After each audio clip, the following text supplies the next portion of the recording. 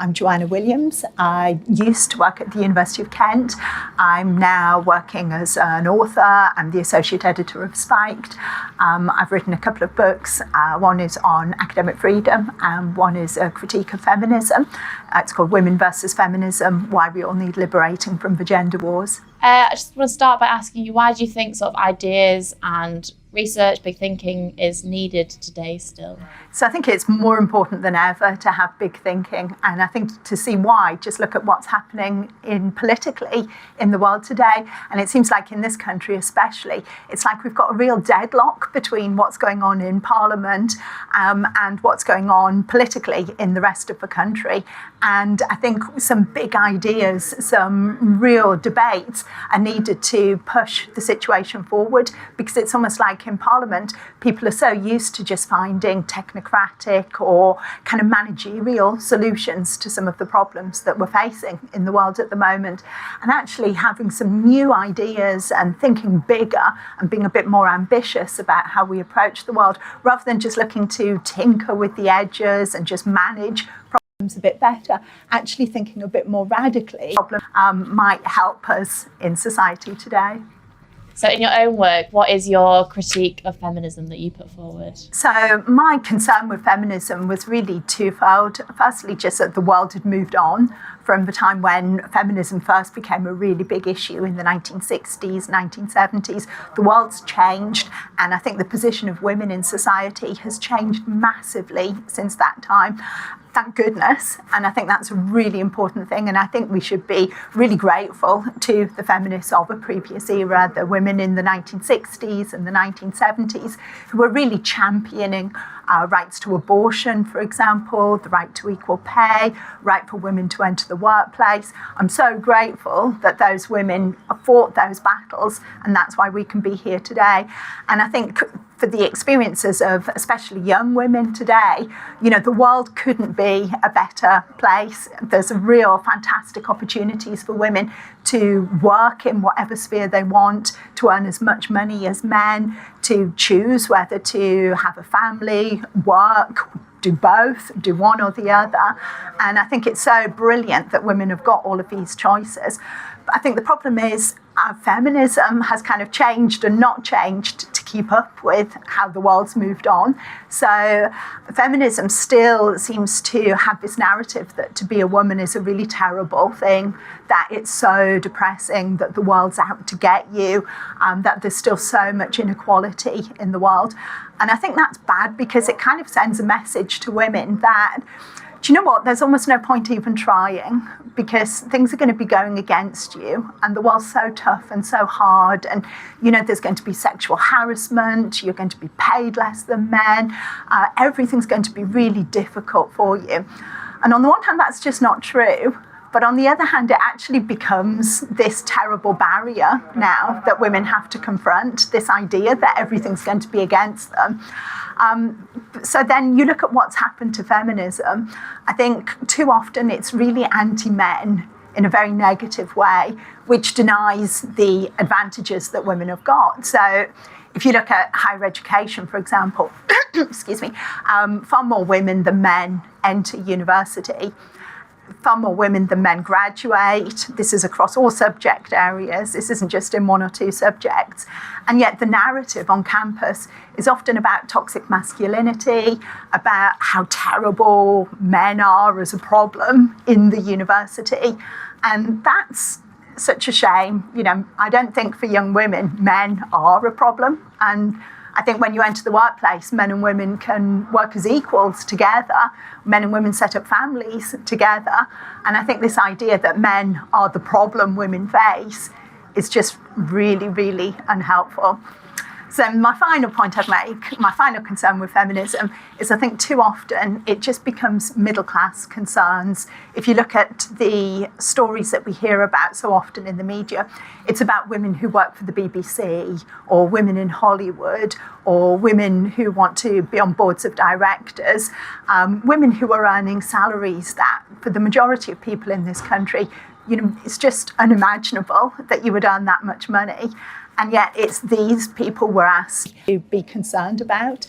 And I think for two lives of people who are not in that, who are kind of top 5% of the population, feminism just has nothing to say.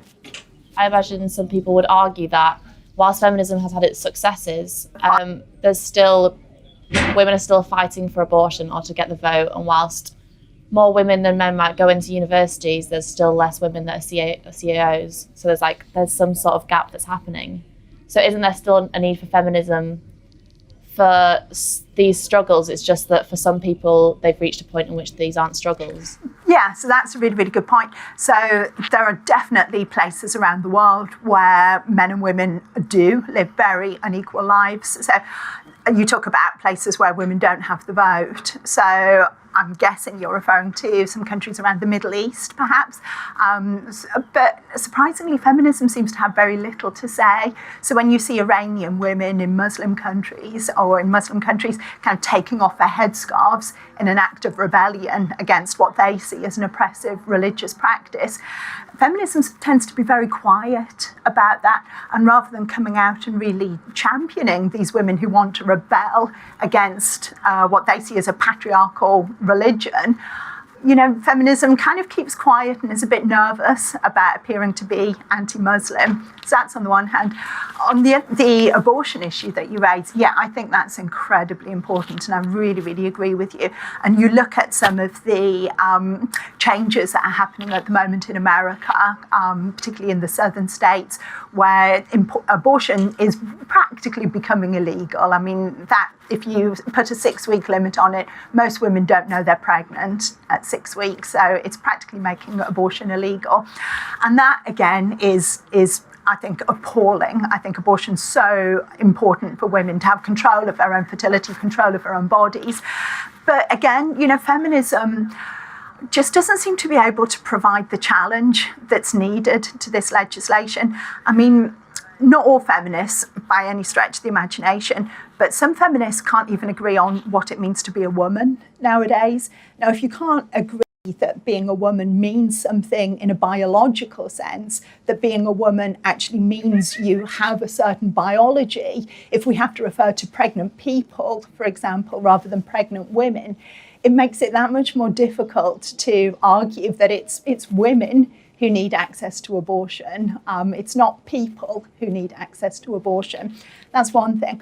And then you get what I think are really quite ridiculous and backward things that are being suggested to challenge this, like this idea that was raised by one actress that women should go on sex strike until the abortion regulation is changed.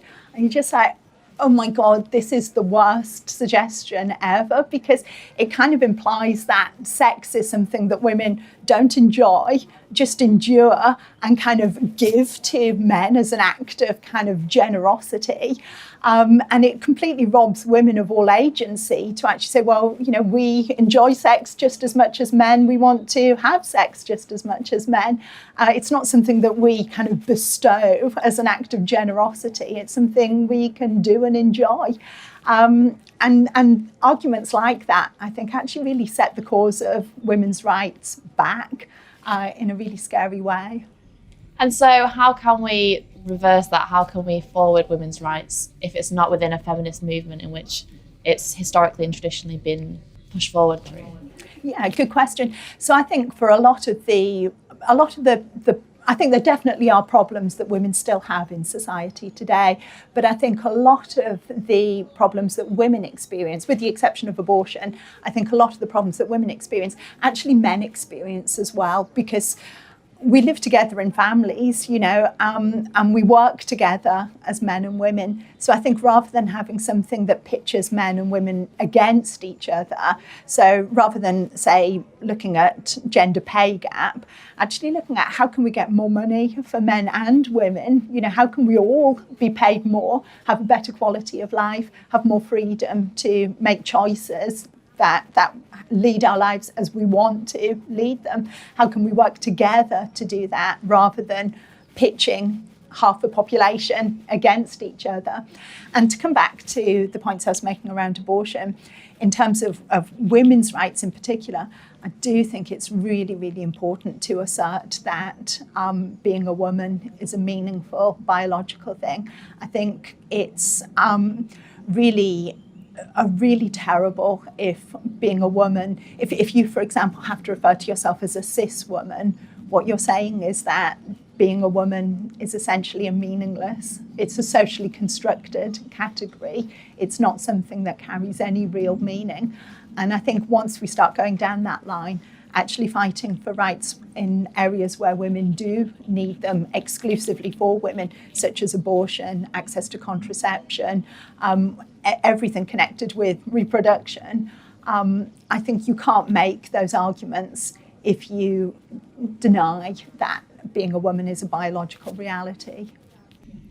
So does that mean that the onus is placed on the individual to fight for women's rights rather than sort of the structural forces that might hold back women's rights? Yeah, no, not at all, not at all. I would actually ask for a movement, a political movement that goes beyond just women, that's kind of bigger than feminism. So I definitely don't think you can make progress individually. Although, I think we all need to accept that we have choices that we make choices about our own lives. We might not make them in circumstances that we've chosen, but we all do have some choices that we can make at each turn. Like I say, they might not be the choices we want, but we all do have some choices. But I think the problem with feminism is, as a collective, it only ever is focused on half of the population. And I actually think having a collective politics that goes beyond half of the population is broader to argue for changes that are in everybody's best interest actually is really exciting, because it poses the potential for a much broader, a much bigger collective approach to politics. And what about those who say might identify as a woman but they're not biologically, weren't born as a woman? Would you be then isolating them from fighting for women's rights in the same way that perhaps like feminism has isolated men from the movement?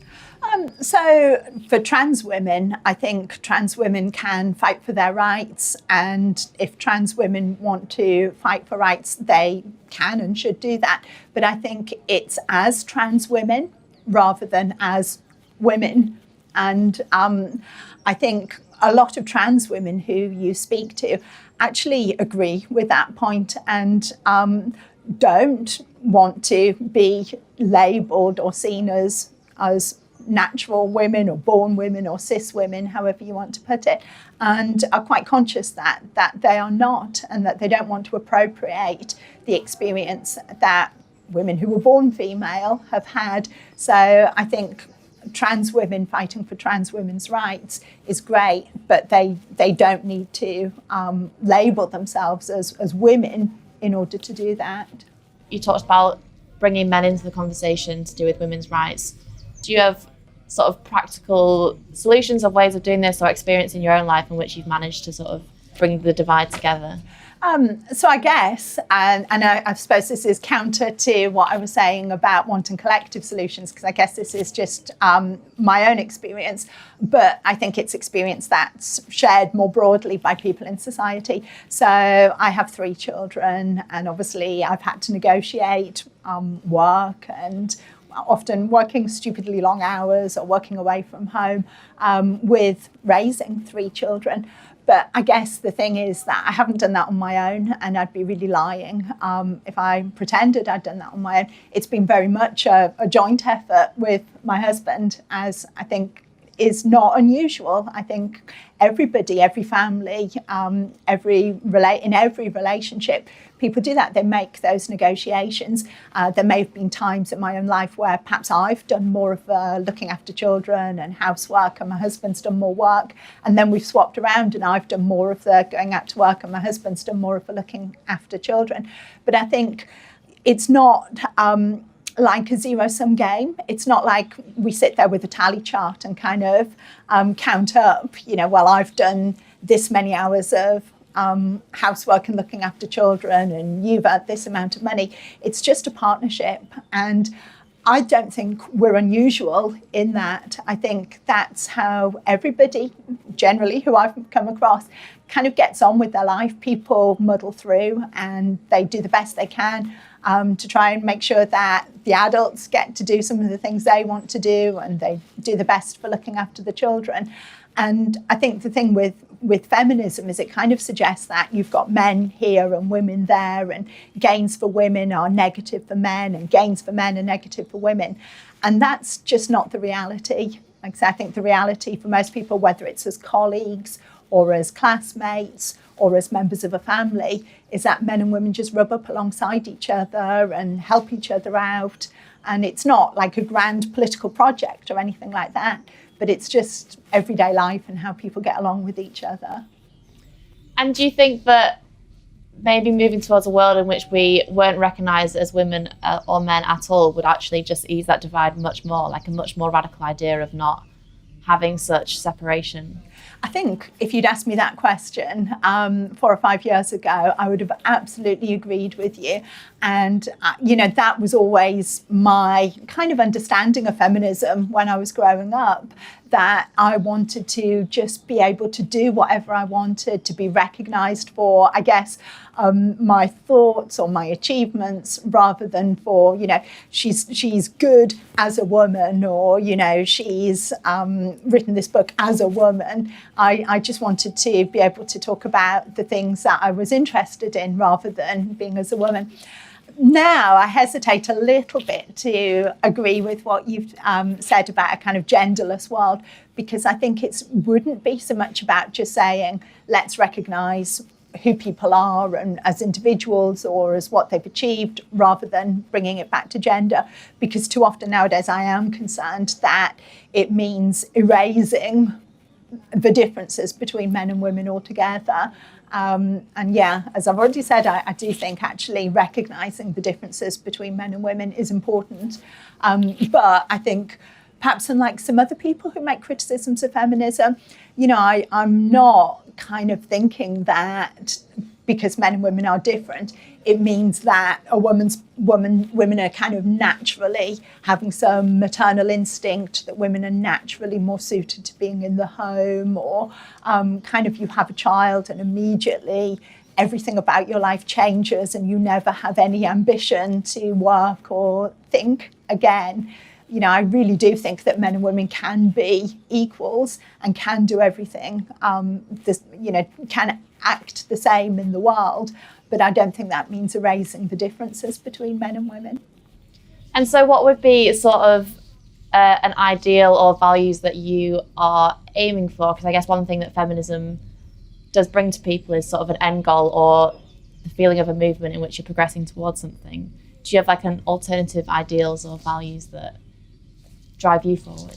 Yeah, and I think they would probably be ideals and values that 20 years ago a lot of people would have labelled as feminist. So I would like to see a world where my sons and my daughter can all do whatever they want to do, that their being a boy or a girl, a man or a woman, doesn't hold them back in any way whatsoever, that they can lead happy and fulfilled lives in work, in hobbies and interests, in family, whatever it means for them individually to be fulfilled and happy. I really hope that they would have an absolutely equal opportunity to do that. My concern is that I'm not convinced that is the end goal of feminism today. I think feminism has changed. I think if that was the end goal of feminism, it would actually say we've pretty much got there. We pretty much are at that state now. I think the problem for feminism is that it kind of needs to dig up new issues to justify itself, so it finds ever smaller and narrower points to expose inequality. So just yesterday, to give an example, there was a story in the newspaper about air conditioning in offices. It's a story which has kind of rumbled on for a couple of years, saying that it's set at a temperature that's too cold for women, and so women can't think properly at work. I just think, my goodness me, really, is this kind of where we're at now, that feminism's campaigning to have the thermostat raised in the office by 2 degrees? Is this the biggest problem that women, or is this even a problem at all, or a problem that warrants a front page story in a national newspaper? And there's part of me just kind of thinks, well, if that's where we're at, then great. The world's a good place, clearly, in terms of gender equality. But the other part of me looks at it and just thinks, oh no, because yet again, it does send this message to women that the world's hostile to you. And actually, do you know what? I think if you're cold at work, put a jumper on, which probably sounds really flippant, but I know men at work who find it cold. I know women at work who find it too hot. And, you're never going to get an office temperature that pleases everyone. But this is trivia. This is no way, in comparison to, say, a 15-year-old girl in Alabama who needs an abortion. These are just absolutely such polar opposites in terms of what's important and what's not important in the world. And my concern is that feminism is too often focused on this trivia and not focused enough on some of these really serious issues. In fact, can't help with these really serious issues that we're facing.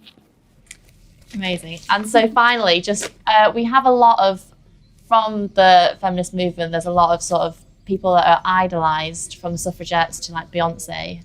I wonder if you have like similar people that you think should be known more about or seen as inspiring role models, or who are leading the movement that you would want people to know about? Today or in the past? Dead or alive. Yeah. So, well, my favourite of all would be Sylvia Pankhurst. I think she was just amazing. And I think, unlike Emmeline or Christabel, her politics, I think, were much more universal about changing the world completely, not just wanting a few concessions made for men and made for women, and not just wanting a few concessions made for middle-class women, but was actually much more about looking at the experiences of working class women and men and how the world could be made a better place for all of them, everybody. And she's somebody who I would very much look to as a kind of inspiration. And do you have a least favourite feminist that you think is being idolised but shouldn't be? Oh, that's a really dangerous question. I'm not going to make myself any friends with this, am I? So I guess I'm going to sound like a complete bitch here, and I was trying to avoid doing this. So I worry about, I'm sure she's lovely as a person, but I worry about the influence of people like Laura Bates with the Everyday Sexism Project, particularly with the focus on going to schools and the platform of speaking in school assemblies, because I think if you look at some of the stories on the Everyday Sexism site, again, some of them are really quite trivial, and some they kind of blur together some really terrible things. So, I absolutely want to say that some really terrible things that have happened, but they're individual experiences with some complete and utter trivial things, like we had a party and my boyfriend left and I had to tidy up, and you just think, well, I feel sorry for you, love, but really, you need to have a word with your boyfriend. This doesn't need to be on an Everyday Sexism site for the world to know about. But I think there's a particular kind of demonisation of boys, and again, this idea that masculinity nowadays we nearly always see being associated with the word toxic. And I think giving that message to young men growing up, I'm on about 12, 13-year-old boys, to have this message that they are, just because of how they were born, just because of the society they live in, almost through no fault of their own, they carry this toxicity, this kind of poison to other people. I think it's a really harsh message to send to young men. On the one hand, it makes it very difficult for them to negotiate growing up in a positive way if they're told they're toxic before they've even entered the world and done anything. But I think it's also really hard for young women because, like I say, it kind of imbues young women with this sense that they are victims in the world, that they need to feel sorry for themselves, that again, as I've said already, that the world's a kind of conspiracy against them.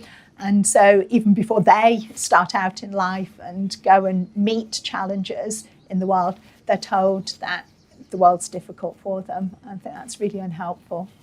But yeah, I'm aware of saying all that makes me sound like I've got some kind of personal animosity with Laura Bates. I don't have. It's more just the project, and she's not the only one who does this. There are lots of people who go around and kind of give this message nowadays. Lovely. Thank you. For more debates, talks and interviews, subscribe today to the Institute of Art and Ideas at IAI TV.